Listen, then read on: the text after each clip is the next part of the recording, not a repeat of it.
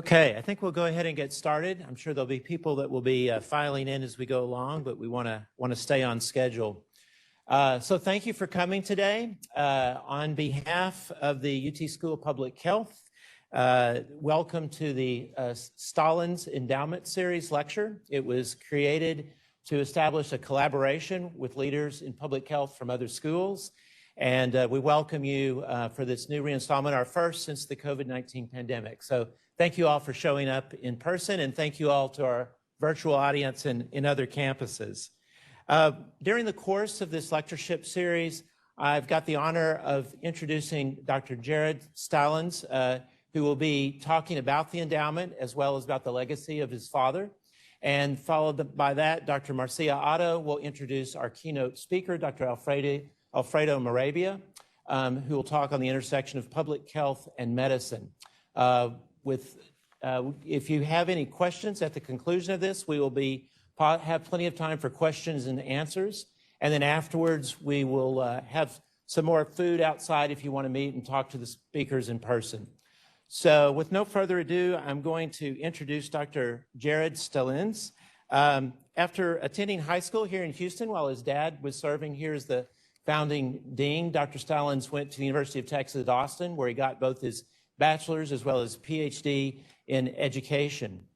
Following that, he taught for about 20 years in high school, and then he got his PhD in education and taught in the California State University systems, the University of Kentucky systems, and for the last 2 years, he's been dean of the College of Education and Behavioral Sciences at the University of Northern Colorado in Fort Collins, Colorado. So we're honored to have Dr. Stallones with us today. Please give him a round of applause. Thanks, Bill.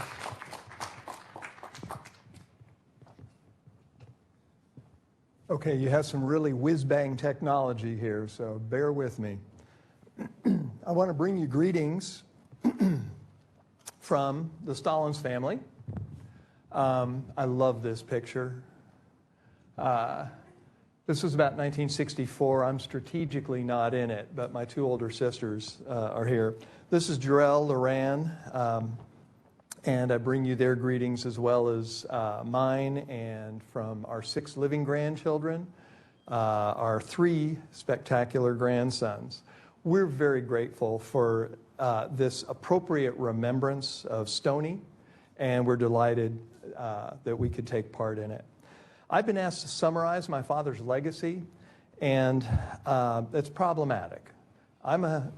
His legacy is a little problematic, but it's especially troublesome for me because I'm a biographer, and you might think that summarizing a legacy is kind of foundational to biography, and it is, but it gets complicated. It's difficult for any person, but it's especially difficult with these familiar relationships and knowing that my sisters are going to be, listening in on this at some point.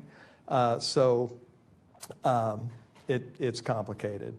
And the fact that my expertise is not in this highly technical profession. So I'm going to leave the assessment of Stoney's legacy in epidemiological research and theory, the philosophy of public health education and practice to the experts. That's you all. I refer you to some articles written by others, and Loran in particular. But instead, I'm going to focus on the elements of how he thought that may provide insight into his work and legacy. The most concrete example of Stoney's legacy is the building we inhabit today. This is the 3rd physical home of the school, and its design was no accident.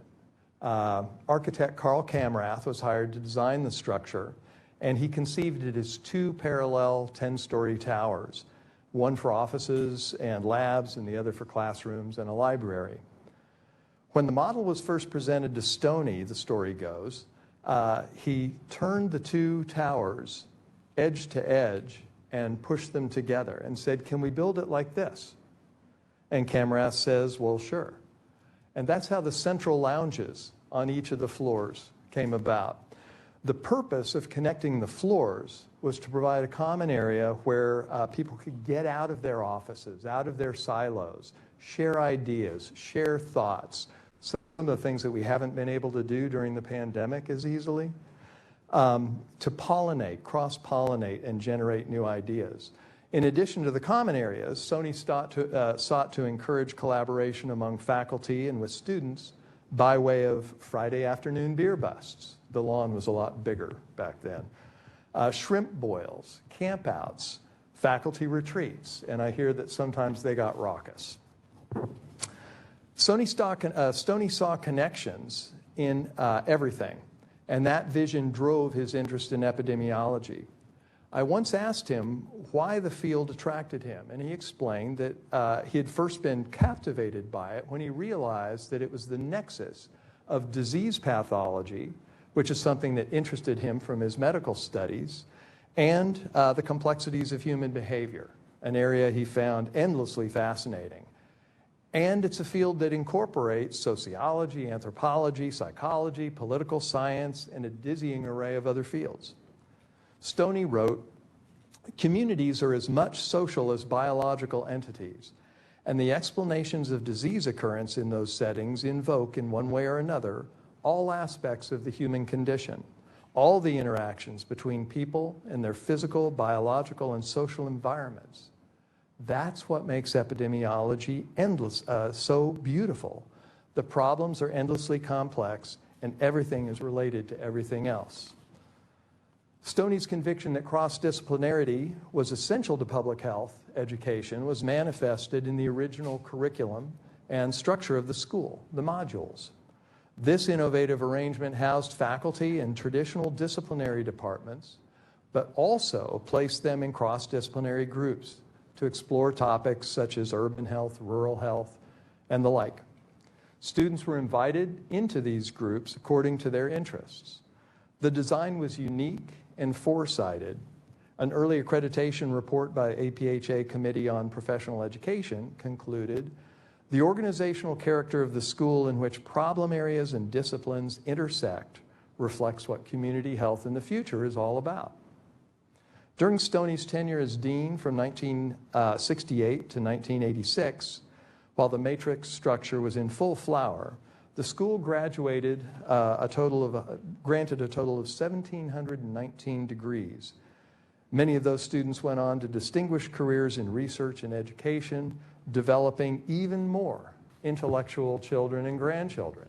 And I just met one who was, my sister, Loran, is a graduate of this school, and I just met one of her students from Colorado State University.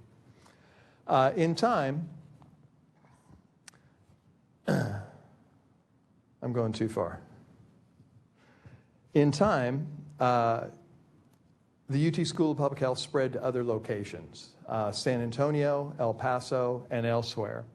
Stoney was careful to avoid labeling these branches or satellites because he believed deeply in a principle expressed by Robert Pirsig in this book, the Zen and the Art of Motorcycle Maintenance, the principle of the real university and the second university. Pirsig wrote this: "The real university is a state of mind.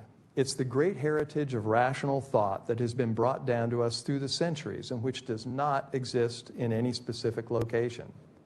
It's a state of mind which is generated throughout the centuries by a body of people and the continuing body of reason itself.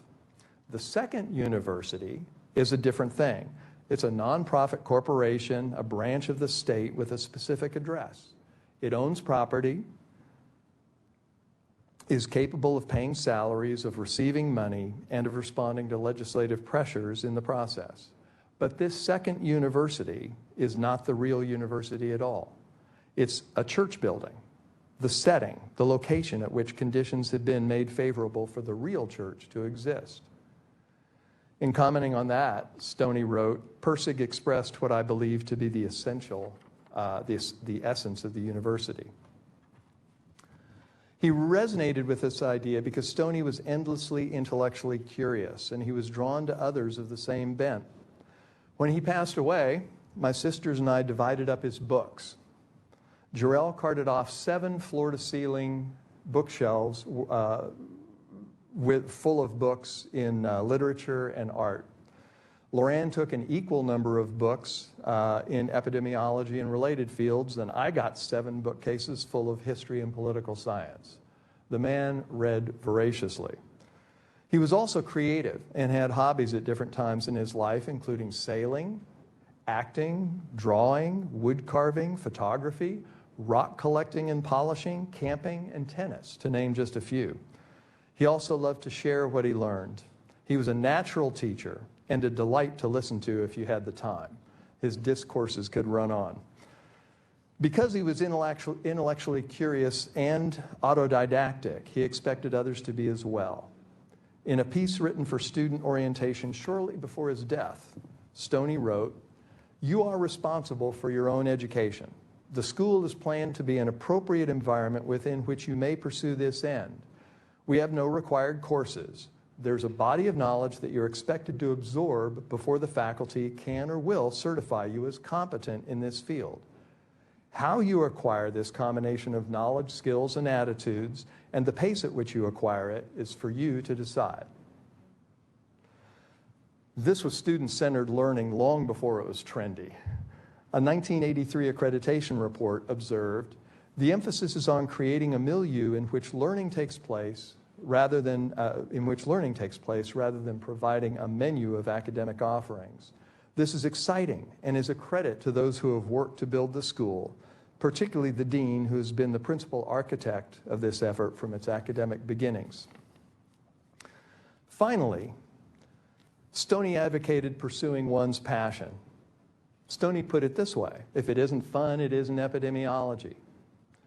The joy suffused his work and was infectious, sorry about that, to those around him. It inspired students to achieve more than they may have imagined, and faculty to work harder than they were accustomed to, or they thought they could. It pervades his writing and may ultimately be his greatest legacy: the conviction that you know your calling when you find it because it brings you joy. It was his greatest gift to me. Thank you. Dr. Aller.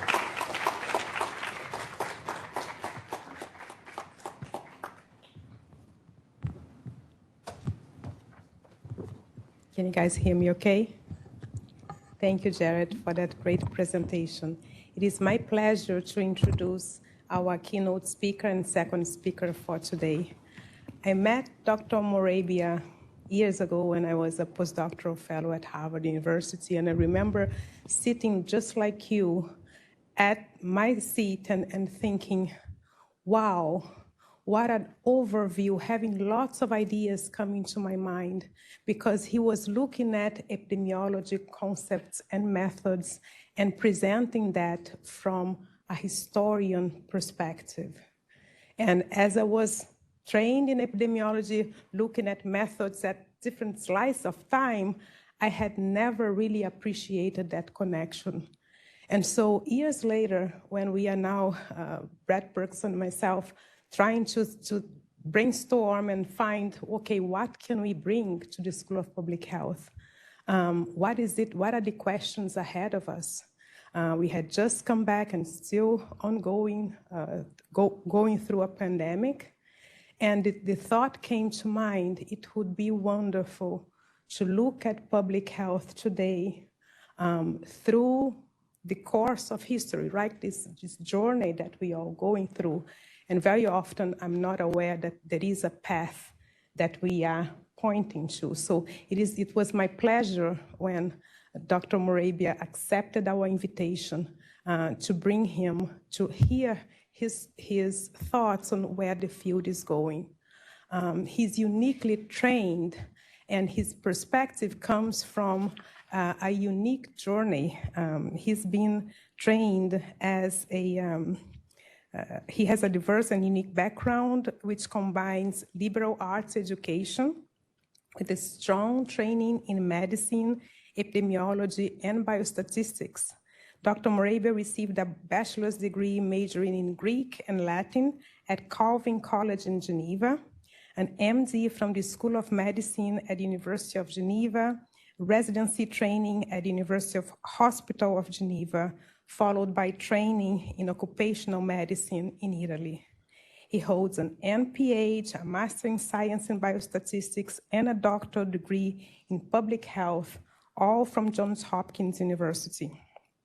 He's currently a professor of epidemiology at the City University of New York, and also serves as the editor-in-chief of the American Journal of Public Health. Please join me in welcoming Dr. Alfredo Morabia.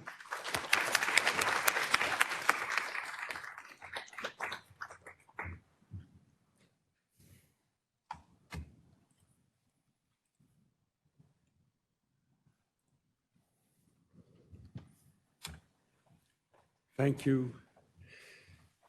Good afternoon, everybody. It's a real great pleasure for me to be here. I've been on several campuses in Texas. I like Texas very much. First time I'm in Houston, and I'm very impressed by your environment. Thank you, Marcia, for this very kind introduction. It was also a pleasure for me to meet with Brett Ferguson, and also with Jared and Jan Stallones. Okay, so I have to say that being invited to this lecture reminded me of something I lived 40 years ago. It was in June 1986. I was at Johns Hopkins. I was training in epidemiology, and we had a lab of epidemiology, and that morning, the two leaders of the lab, Moses Clow and George Comstock, came, and they looked very sad, and they told us there is a great loss in public health. We lost one of our best epidemiologists, and that was Reuel Stallones. And we were all very impressed, and because we were reading his work. And that person had a different way of thinking. You know, he was a provocateur in many aspects. And reading his work was a real pleasure and was stimulating. And I still remember that day until today. I, since then, have come to know Reuel Stallones, Stoney, better because as a historian, as Marcia was saying, of the history of epidemiology, I became much more familiar with his work. Is really a prototype, you know, one of the most brilliant, and there were many brilliant epidemiologists then, of what I call classical epidemiologists, people in the 50s, 60s, 70s who were totally dedicated to public health, believed in population perspective, and had a, what would I say, a viewed in biostatistics a very, very secondary role. You know, kind of, if it is statistically significant, it needs to look statistically significant. You know, the association must be large enough in order for us to believe the statistics behind. So it's a pleasure for me to be here and an honor. And I chosen the title also for my presentation that is related to Reuel Stallones. I put a versus, medicine versus public health, because that's how he thought about public health and medicine.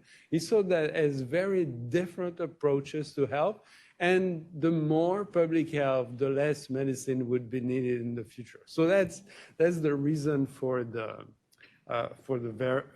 opposition that there is here. So in my presentation, I'll summarize here the main message I have for you. Medicine provides care to individuals. Public health protects individuals, but by acting on population. This is the main difference between the two. One has an individual perspective, the other one has a population perspective. And to move from one to the other, you need to do a switch, a mental switch, which you can never acquire if you don't analyze data or you're not trained to do that. And I think many of the reaction of the public during those last years of the pandemic were due to the fact that still too few people understand the difference between the two. So let's start by saying what public health can do. And I've looked at the Texas data, and you know those data. And frankly, having 88% of the population vaccinated is an achievement of historical dimension. We can criticize a lot. I think we need to criticize. There were too many deaths. We could have saved many more, et cetera, et cetera. But achieving this is really remarkable. And there's no other example of public health intervention in the past, and in particular for infectious disease and pandemic that have reached this type of success. But look, you know where this place is? This relatively light square here? Because I know Texas is considered a red state. It looks pretty blue to me, but I don't know what about you. But what about this very clear? Where is that? So this is King's. Sorry, I'm going to do it just a second. This is King County, and there is the main town or place. The county seat is Guthrie, has 258 people. Have you ever been to Guthrie? Okay. So I put Guthrie in Google's maps. And so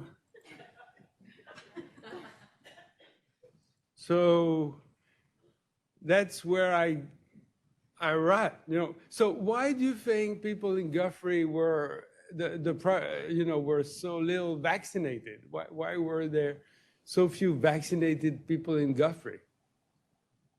What could be an explanation? Sorry? No exposure there. So they think that physical distancing is good enough. Yeah, yeah, that could be it. I mean, so dissemination of information. I'm sorry, dissemination of information in rural areas was more limited than some of the urban cities and whatnot. Great point. You know, and I think probably the public health van, and it goes exactly in the direction of that comment, the public health van with the vaccines passed Guthrie and missed it. And so they never had actually the support. That could be also a possibility. And one of the main challenge for public health and vaccination is to reach people that actually and bring the vaccine to people who want it. It's not the opposite. So that's about you know, some region may have been under vaccinated, but the reason why may not be straightforward, you know, as one may think. And look, this is my age group, 99%. Oh, but just think about it, 99%. The logistic, you know, what it represents for public health to achieve such a result is absolutely tremendous in terms of creativity, in terms of motivation, in terms of everything you can think about. But that's not all of it. That's not all of it. There is something more to this achievement, is that it was accomplished with very few side effects. They were almost, you know, the unwanted effect of the vaccine were very rare. Anaphylaxis, thrombosis, Guillain-Barré syndrome, death. You know, there were 298 million doses of the mRNA vaccine that were given in the first 6 months, and most reported adverse events were very mild. So how do you do that? How do you achieve 80% or 90 or almost 100% in some subgroup of the population vaccination, and in a very safe way. How do you do that? That's what public health does. And this is where the public health expertise is needed and is totally unique. How do you do this? I wrote this editorial in AJPH, public health expertise cannot be improvised, at some point at the beginning of the epidemic, because the previous administration had sidelined people who had the public health expertise. You cannot replace them. I'm not saying that the army was not needed, that people or at the White House were not needed. I'm not saying that. But I say you cannot substitute people who have the training to think at the population level and achieve such a result as reaching a whole population and not harming anyone. And so public health experts have a specific training. They are unique because risks only apply to population. They don't apply to individuals. And you need, in order to be a public health expert, you need to have this mental switch I was talking about. You need to move from individual observation to observation that are based on population. It's like moving in another universe where the unit, the basic unit, is the population. And no one, this population approach, population thinking, is not part of the human psychological development. No one can understand population thinking if they don't discover it by analyzing data or they're not trained for it. No one. There's nobody that can understand just by their own psychological development and interaction with other people that when you move from the individual to the population, all of a sudden, science becomes possible for a lot of questions that you cannot answer at the individual level. You cannot compare two people, but you can compare to population. You cannot predict what will happen to one person, but you can predict what will happen to a population. And this makes the difference, but it needs training. It needs to the switch needs to happen. It's very simple, but if it doesn't happen, then there is no, and the result of all that is that there were millions, of infections that were prevented, millions of hospitalizations saved, hundreds of thousands of deaths saved. I mean, by this action, the impact over the society were absolutely huge. And we can discuss, the detail, the numbers. This is one estimate, but globally they show that the impact of this action has been extremely large.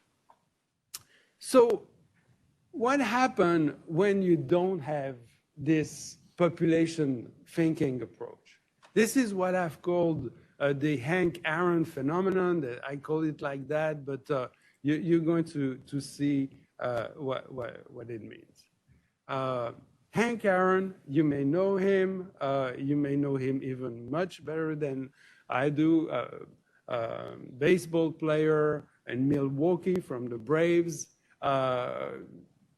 known for his home run, apparently the most ever home run ever achieved by a baseball player, but also someone who was involved in the civil rights movement, etc. And what I understand is that the boxer Muhammad Ali said, the only man I idolize more than myself is Hank Aaron. And this is not a small statement. So what happened to Hank Aaron? He was in January 2021, he was the first to go to Morehouse, and he got his vaccines to show the people that's the way to go. I'm going to do it. And a couple of weeks later, he died.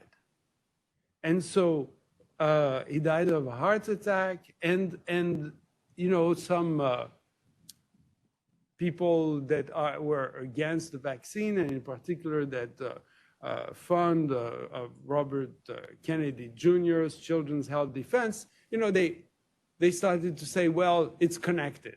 That's evidence that the vaccine kills. You see, Hank Aaron wanted to get it, he's dead. That's the proof that there's a causal relationship there. Vaccine deaths, they're related. But that's where the error is. You cannot extrapolate from anecdotes. You have one case. You take two cases. You cannot extrapolate. You need to look what happens in population. So I'll get back to this example, but let me take another, a kind of digression to explain what I mean. It's like people saying tobacco doesn't cause lung cancer. And I have the proof of it. My neighbor is 92 years old and he never got lung cancer. So don't tell me that tobacco causes lung cancer. So where's the problem there? The problem is that you cannot infer anything from an individual. If you want to know whether tobacco causes lung cancer, you have to compare populations. And when you compare population, the things look different. Here you have 200 smokers of a pack a day or more, and here you have 200 never smoker. I took 200 because the lifetime risk among never smoker is 0.5%, so I wanted to have at least one person here, okay? So that's the reason for the 200. So your neighbor is 92, still don't have, well, 90% of smokers of a pack a day or more are in that situation. This doesn't tell you that it doesn't cause lung cancer. The difference is that among people that are comparable, this was from the doctor's study, the British doctor study, the lifetime risk of lung cancer among those heavy smokers is 10%. And among those never smokers is 0.5%. The difference between the two groups gives you an information about the causal relationship, not the specific individual, because again, most people don't develop lung cancer, and even if they are heavy smokers. But when you start comparing groups, then you have evidence, then you have science, and then you can infer whether there is one thing is the cause of something else. So that's the difference between individual thinking and population thinking. So let's apply it to the Hank Aaron example. He was vaccinated in January 2021. How many people were vaccinated in the age group 65 or more in January 2021? So the 65 or more, he was 84, but or 86. There are no data specific for that group. But we know that from in January, when the vaccination began, it increased very rapidly among the people 65 or more. And by the 24th of January, more or less, when Hank Aaron was vaccinated, there were already 20% of the people in this age group in the United States who had been vaccinated. So 20%, there are 55 million people in this age group. That means that there had been 11 million people vaccinated by then. So how many cases, how many deaths from heart disease would you, heart attack would you expect in 11 million people? Well, we go to the Framingham Heart Study. They give you a 10-year risk in this age group. So that's the chart, you know it well. Here you have age groups, 65 to 74. We're here because 11 million people had 65 years or older. In violet, here you have the average risk. Let's take it. And you see that the 10-year risk of dying from a heart attack in this age group is between 20 and 25%. let's say 22.5% over 10 years. So you now apply this, 22% over 10 years is 0.04% per week, and you apply that to 11 million people, you were expecting about 5,000 deaths from heart attacks among these people who had been vaccinated during the first week of, at the beginning in January 2021, and who would die within a week of their vaccine. So that's, you compare what's observed, 1 death, what was expected. We were expecting a large number of deaths in this age group. And so because there is no other indication that vaccine may actually cause a heart attack, we can, conclude that it was chance alone that explained the unhappy, end of Hank Aaron. Very sad, and but not the vaccine. So let me bring here. Of course, you showed most of the picture, Jed. I'm sorry, but I think I will surprise you for one. I like this definition that Jared Stallones had of epidemiology. It's actually the closest to when I would say is epidemiology is, and it should be now starting the quote, the concern for the occurrence of disease and by inference health in groups of people. We are population thinkers. Public health people are population thinkers. And this is what this discipline is about. So that was about, individual thinking. You cannot derive any evidence. You cannot do science at the individual level. Population thinking, yes, you can, because the unit becomes a group of people and not an individual. So let's now look at the implication of population thinking. And there is one major one, which makes our discipline so exciting and so difficult, is that the population is everyone. The reason why we are divided, socially, politically, or anything, don't matter for the virus or for any other public health risk. It doesn't matter. The population is ourselves, our species on that planet. And this is what the concept, the population concept is in public health. So let's see in practice what that means. So that vaccine protected. You have here the number of cases of COVID-19 among non-vaccinated and vaccinated.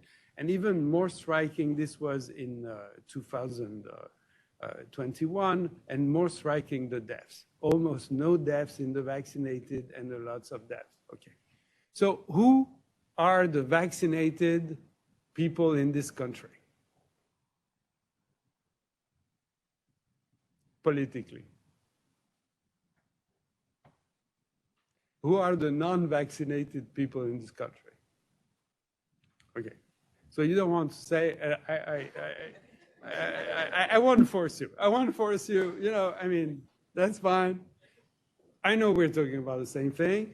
So there's this very interesting paper, which I really recommend by a free researcher of National Bureau of Economic Research, excess death rates for Republicans and Democrats during the COVID-19 pandemic. This is a great paper. It is not an ecological study. It's actually an individual-based study that got information on registration to electoral registries and deaths, and the two were linked. So they had individual information on political affiliation, individual information on deaths. And these are all the deaths, not only the COVID-19 related deaths, which have a problem, as you know, because we're not sure about exactly who died from COVID, but we know how many people died in general. And so they took 2019 as their reference. As you see my arrow when I move? Yeah. And then they have this negative control, which is 2018. So they were expecting no difference in excess death among red and blue, Republicans and Democrats. And then start the period of the pandemic. And here we have the beginning of the vaccination. And you see that there is an excess death among Republicans. I mean, Republicans are dying more from COVID than Democrats. And as you see here, the difference tends to increase over time. And if you look at it, it's about 20% and 30%. There's a 10 percentage point difference, and 20, 30, you can, there's more or less of all the excess death that could have been avoided, 60% are among Republicans and 40% among Democrats. So I know what you're thinking. Don't tell me. I know what you think. You say, if COVID kills Republican, why should we care, right? But that's not the way public health thinks. That's not the way public health thinks. I have a question, if that's okay. Yes, please, of course. Yeah, so my question is, I understand that the data was analyzed by party affiliation, but what about demographic, so race and ethnicity that may have some role in who died from COVID? Just curious, irrespective of Democrat or Republican. Yeah, I mean, this may have had a role. I'm not sure they have this data and they actually adjusted for that, but it's still a big difference. Whether there was and I think they did some analysis by age group, but I couldn't tell you more about that. Thank you. You're welcome. So here you have data from Ohio and Florida where the information, the data was taken, and they separate, Trump 40+%, Trump minus than 40% counties, the counties by Biden, and all of a sudden there is a gap here, and we have no data. So we're at the point where probably the differences were large. So we don't have all the data either for the comparison, because at some point, if you don't measure, you can show anything.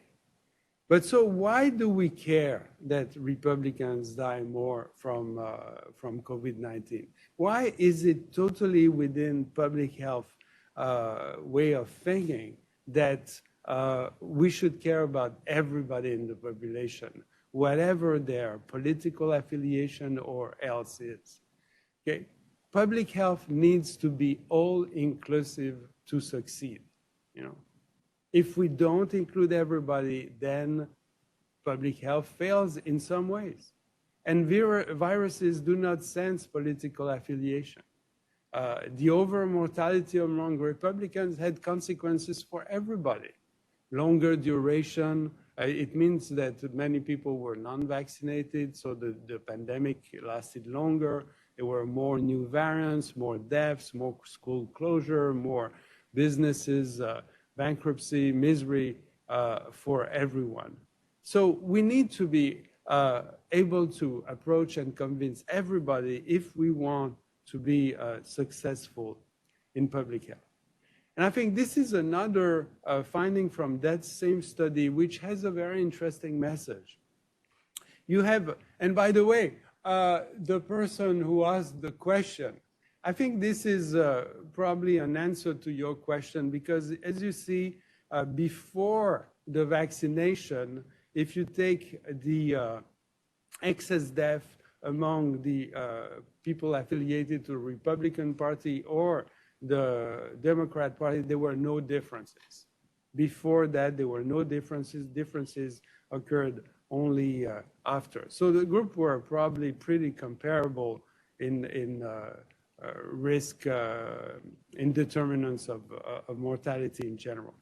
So you see here, before COVID, before the vaccine, no difference. And this is the proportion of people that are vaccinated within the counties. So 20%, 30%, up to 50% of the population vaccinated. This is after the vaccine. And where do we see the biggest difference?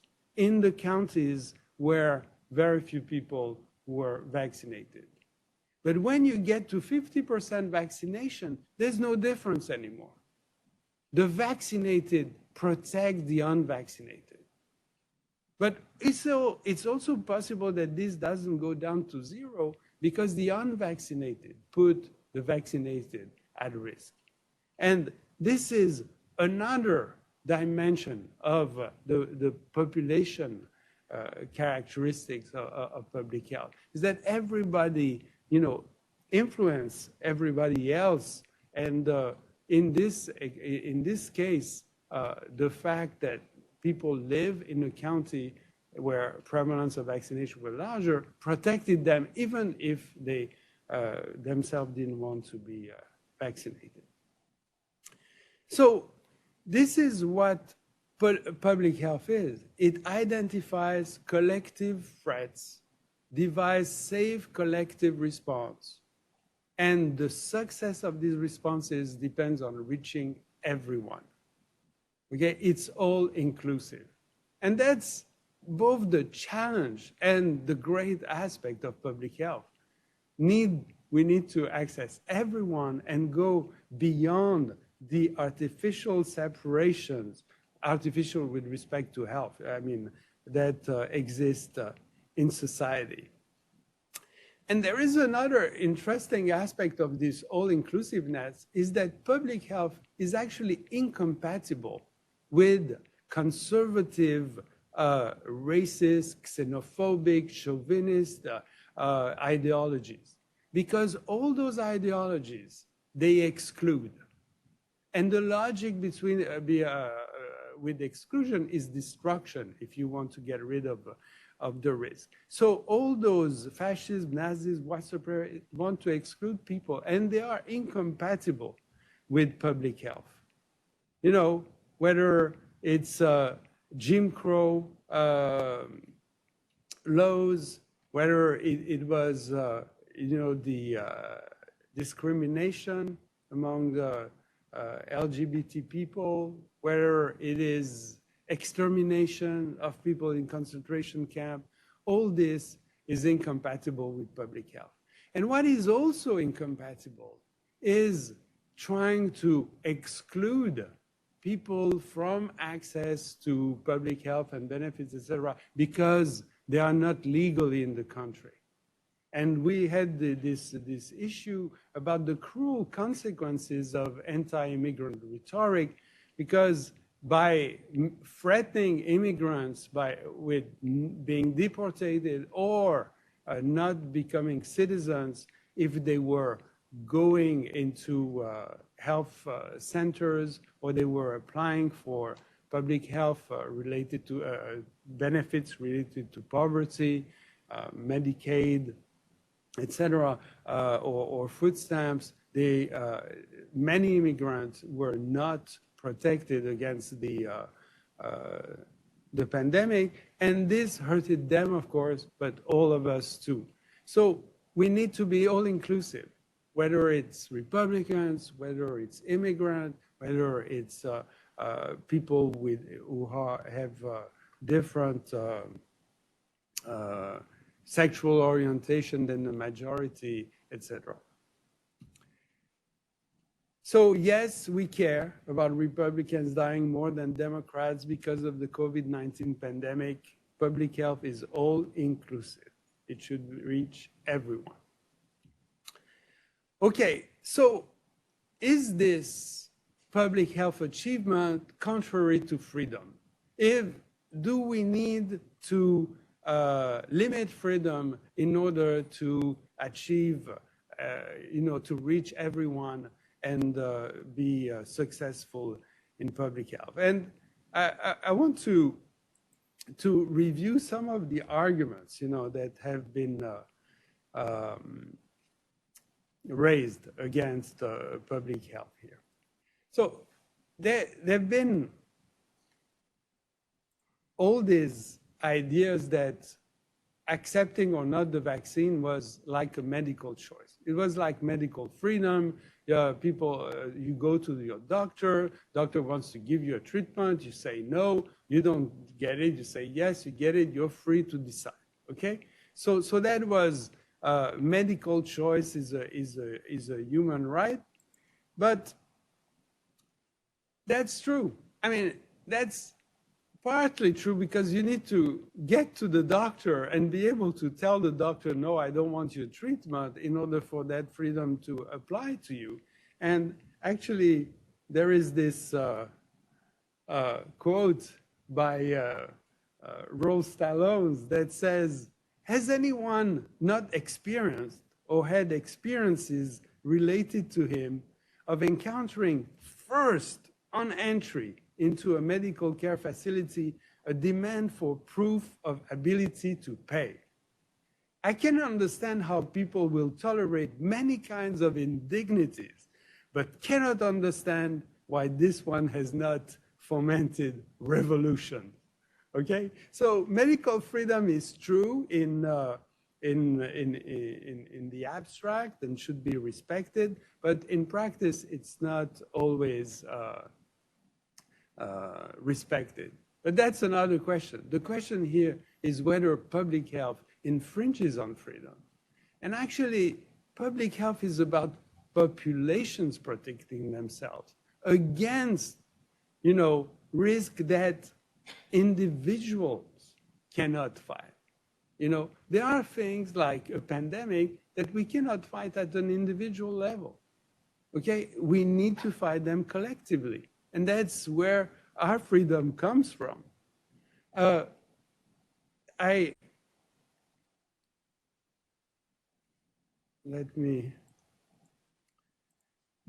are actually 3 reasons for which, there may be more, but there are 3 reasons for which some Americans may not have been vaccinated, right?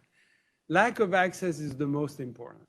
That's the greatest challenge. We need to reach everybody, and especially in rural area, in poor places, in people that are illegally in the country, etc. Reaching people, that's the question. That's the first issue. And then there is a misunderstanding about what public health is, this population approach. By the way, ask around yourself, to people, what is public health? Can you explain to me what public health is? And you'll be surprised, but many people are going to tell you, well, public health is health for the poor. I have private health, I have my insurance, I don't need public health, but people who don't have private health, they need to. So that's a misunderstanding because they think that public health is the same thing as medicine, but for some subgroup of the population. They don't understand that it's a different endeavor that acts at a different level to protect the individual. And the last reason is the refusal. But let's look at the lack of access. Vaccine is one thing. Take another example, which is children working in factories.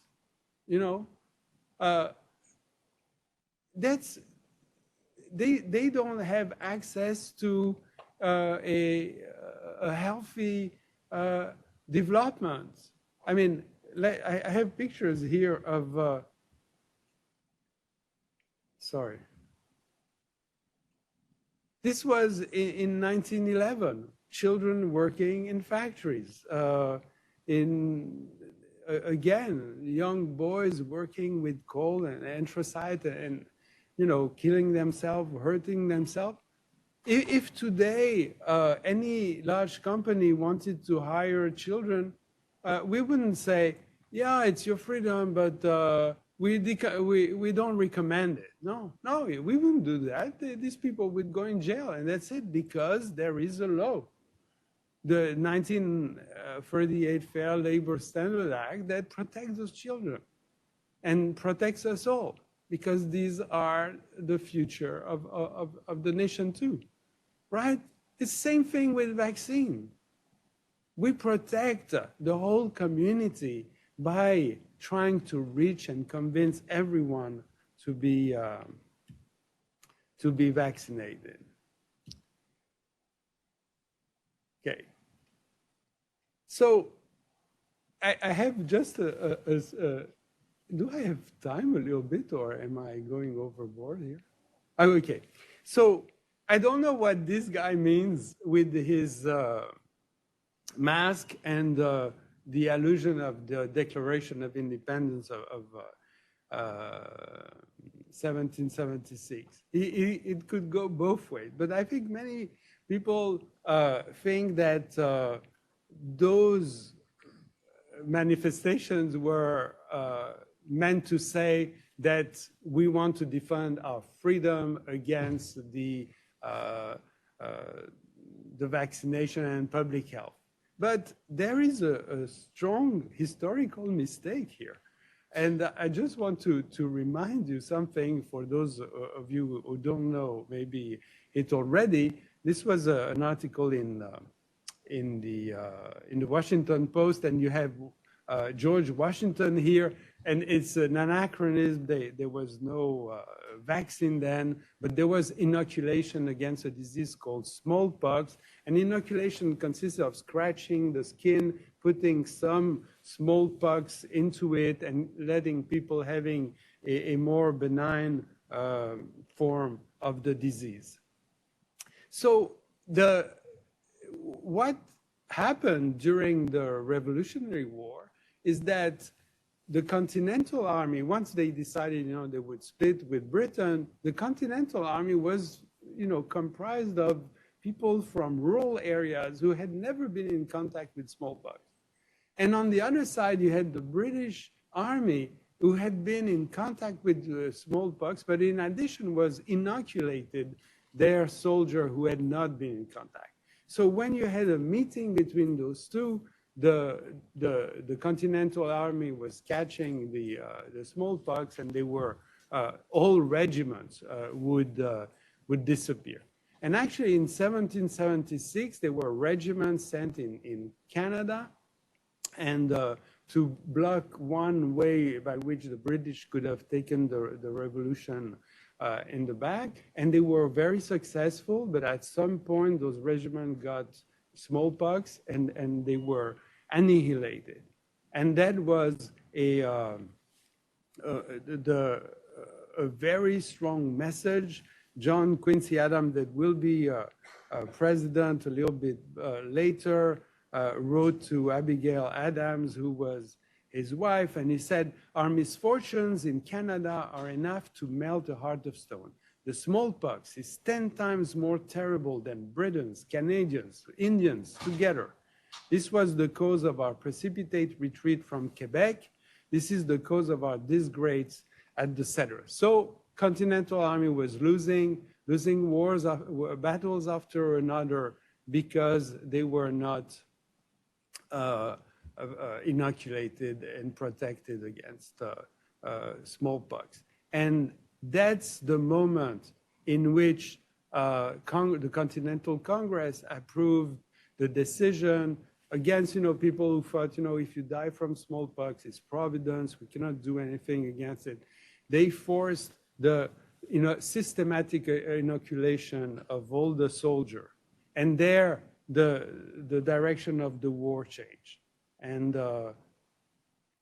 actually, you see, Quebec, I have a personal reason to be mad at the Continental Congress not to have taken the decision earlier. Because had Quebec been taken from the British, it would be part of the Union. And my accent would sound much more American to you. So, and you could look at this more in details, but after the systematic inoculation, which was not an easy thing to do, and probably the greatest success of public health before COVID, then victories became to accumulate, and they led to the revolution. So the 1776 should be claimed for public health. The revolution was won because the revolutionaries were vaxxed and not the opposite.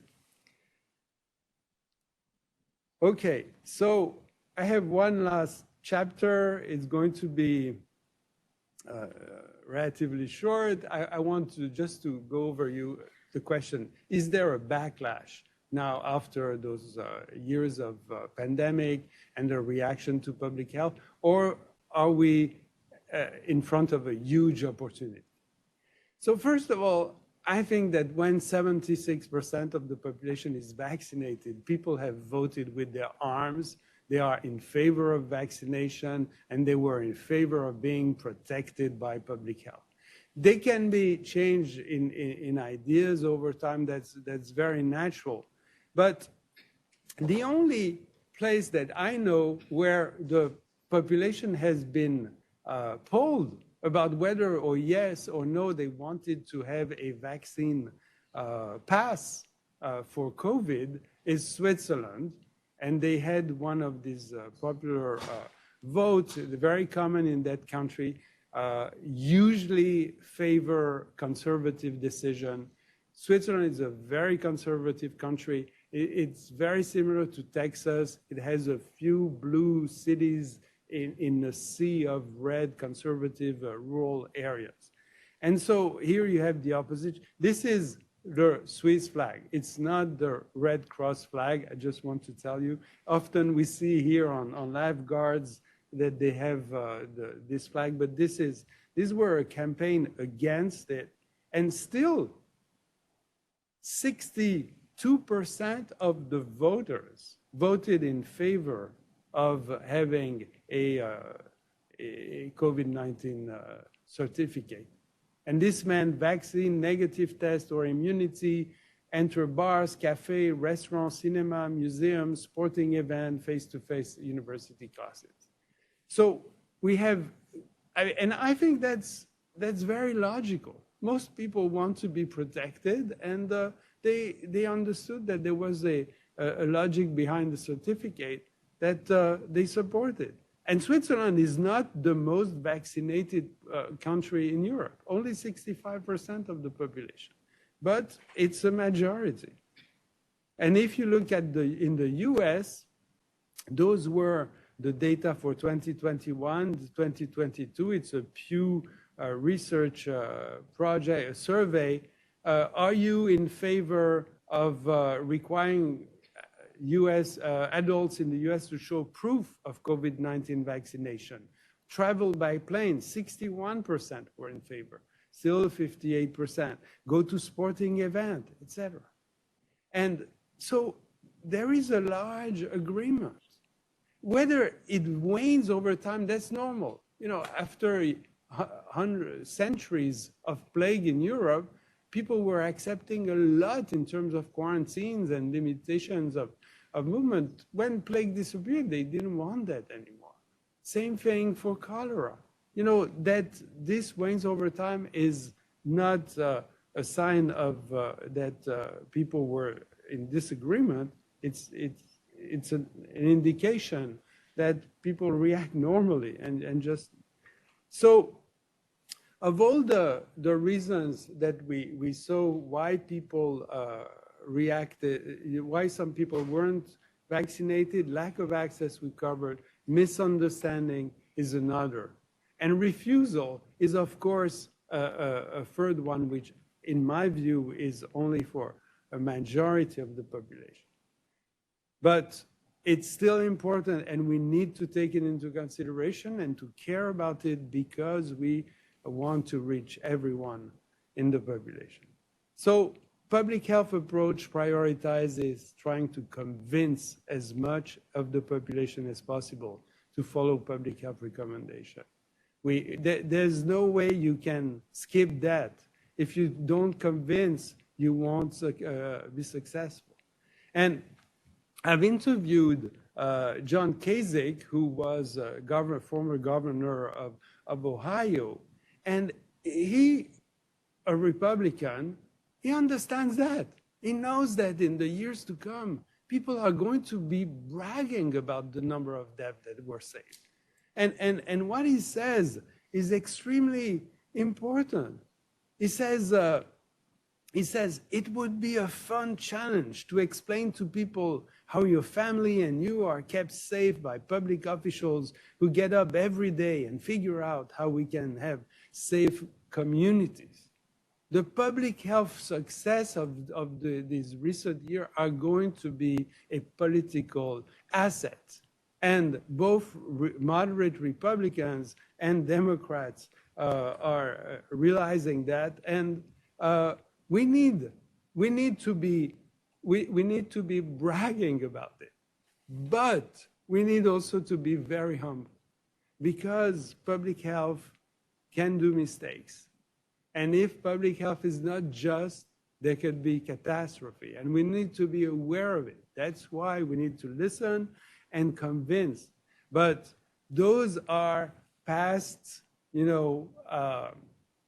phenomena that concern public health: eugenic sterilizations in the early 20th century, xenophobic and discriminatory application of public health laws against Asian on the West Coast, and Eastern European Jews in New York, Tuskegee syphilis experiment in Alabama, the first years of the AIDS crisis, which were really characterized by a huge discrimination and stigmatization of LGBT person. So we need to be aware of that. And there's no way we can cut corners. We need to convince, we need to listen, and we need to get some consensus. And that's why public health should be the law. Because making public health mandates the law, enables reaching political consensus, building on common ground, and make them enforceable. Like the children labor law, there's a consensus, it's a law, and we can apply it. That's what we should seek for, make public health mandate the laws that have been debated. And also integrate the people that are more closer to the population we'd like to reach, and in particular, the hardest to reach population. Grassroots organization of a lot of different type of domain, whether they are religious, whether they are based on ethnic characteristics, whether they are unions for workers, et cetera, et cetera. We need to be in contact and listen and make sure that we don't go into those catastrophes that we've learned from the past, and top to bottom public health approach, even if it's scientific, even if it's all-inclusive, maybe catastrophe. The public health approach needs to be science-based, all-inclusive, and just. So that's what I had to say. I want to leave you with a message, a last quote from Reuel Stallones. It's a very interesting one. I won't try to interpret it, but I leave it to you to think about. Because doing all this together, science, inclusion, and being just, is quite a challenge, It's quite difficult, and it's something that requires lots of work and study and dedication. And so why do we do that, in the end? And that's what Stallone said about epidemiology, and I think it applies very well to public health. it's a territory of a special beauty. That's what I want you to think about, a special beauty at the intersection of biomedical and social sciences.